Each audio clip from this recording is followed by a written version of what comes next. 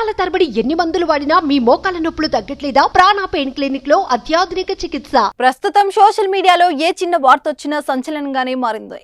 అదే సెలబ్రిటీలదైతే ఇంకేముంది, ఆ రోజు అదే హైలైట్ న్యూస్ గా నిలుస్తుంది. ఇప్పుడు అలాంటి హైలైట్ వార్తలోనే నిలిచాడు టాలీవుడ్ యాక్టర్ రాజ్ తరుణ్ తనను ప్రేమించి పెళ్లి చేసుకుంటానని మోసం చేశాడంటూ ఓ యువతి ఫిర్యాదు చేయడం సంచలనంగా మారింది.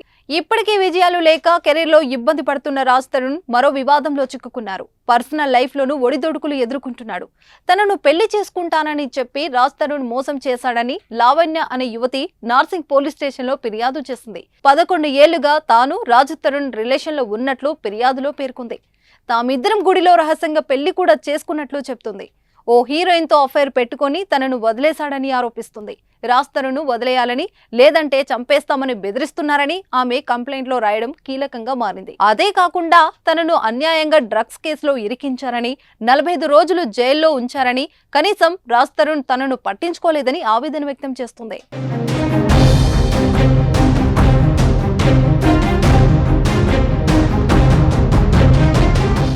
సుమన్ టీవీలో మీ పర్సనల్ అండ్ బిజినెస్ ప్రమోషన్స్ కోసం కింది నెంబర్కి కాంటాక్ట్ చేయండి.